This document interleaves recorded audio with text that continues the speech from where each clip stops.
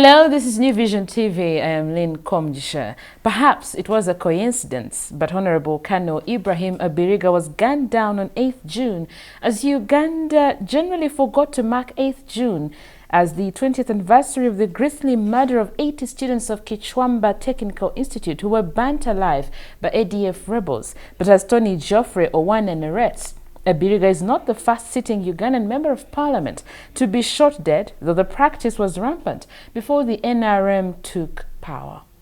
Early in 1981, a non-gunman shot and killed Honorable Dr. Joseph Remunkuba Muhanji, who had just taken oath as the Uganda People's Congress MP from Bushenyi. There was suspicion that the deed was by anti-UPC rebels. This was because Muhanji had defeated Democratic Party Secretary General Francis Wazarahi Bwenji, who had since declared war on the government under the ban of the Uganda Freedom Movement.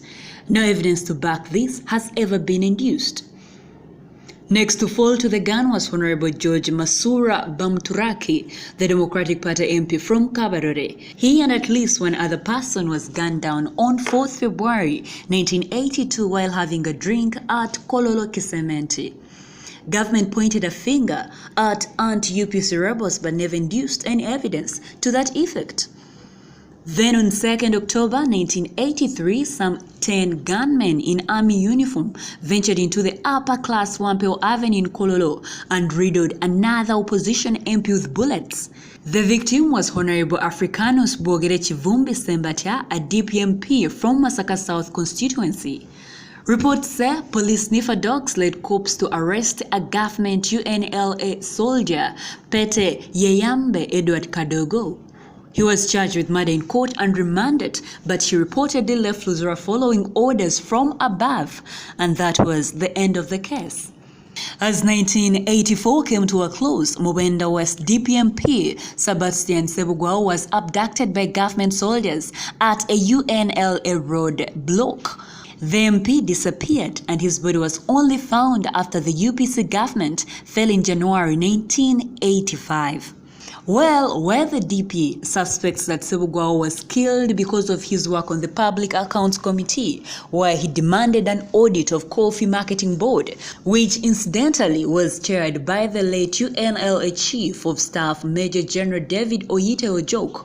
Oyite himself was an MP representing the army and ironically was also killed when his helicopter was blown up in the mid-air by unknown forces. Soon after the UNLA overthrew Dr. Obote in July 1985, DP's Rokunjiri East MP Francis Kasura, whose son is Brigadier David Kasura of Nali Chankwanzi, was shot dead in broad daylight as he left Popo Memorial Community Center in Ndeba. Since NRM came to power in 1986, no MP had met death like this. From the eulogies in Parliament on Sunday, one feels that Honorable retired Colonel Ibrahim Abiriga's assassination may unite NRM and the political opposition at least this once to sort out this alarming spat of murderers. This report was compiled by senior journalist Tony Geoffrey Owana.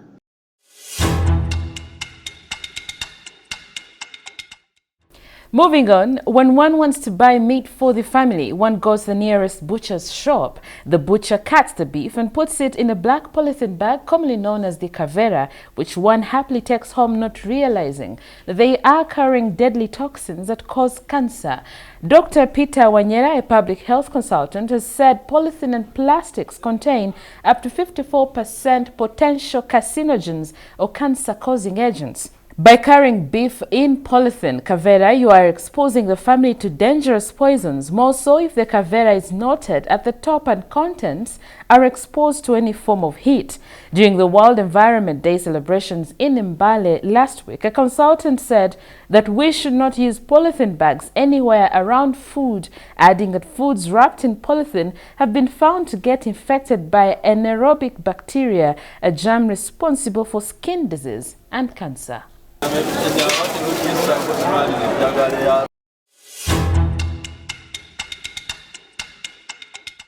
Now, the chairperson of the Chinese People's Political Consultative Conference, CPPCC, Wang Yang, is scheduled to visit Uganda for 3 days on the invitation of the Prime Minister, Dr. Ruhakana Rugunda.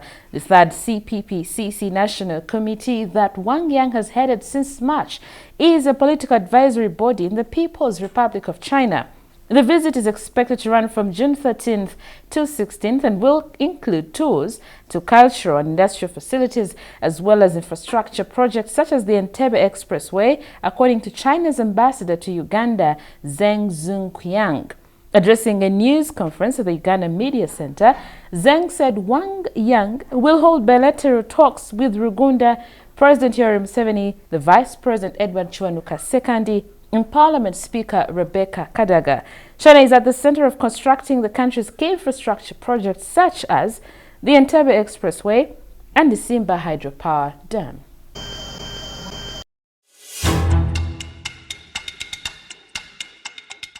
Now, in sports news, striker Mohamed Shaban might be on his way out of KCCA Football Club. Shaban, who was left out of the team in the Stanbic Uganda Cup final against Vipers, has reportedly fallen out with the coach Mike Mutebi.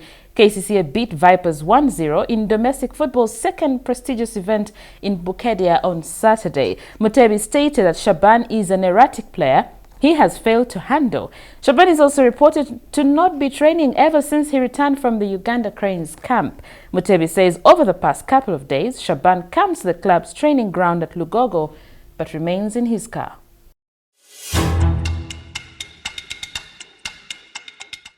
You're still watching New Vision TV, and now for Pearl of Africa series, we take a look at Bunyaruguru, home of the crater lakes.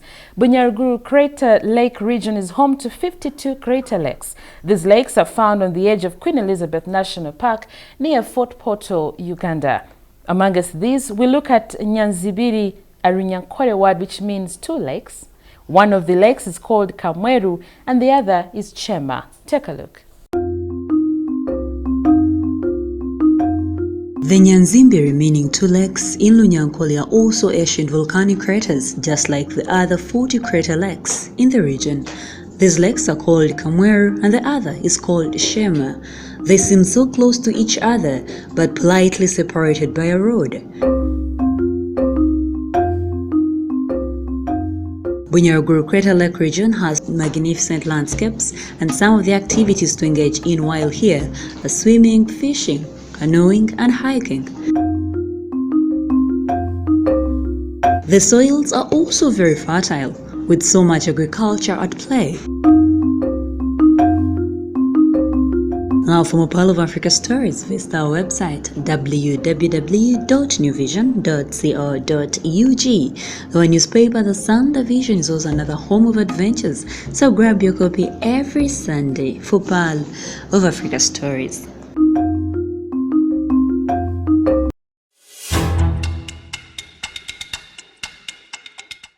And that's all we had for you. Thank you for watching. Be sure to catch more of your updates on your mobile, on your desktop, on your tablet, anywhere on the go by visiting www.newvision.co.ug. I am Lynn Komjisha.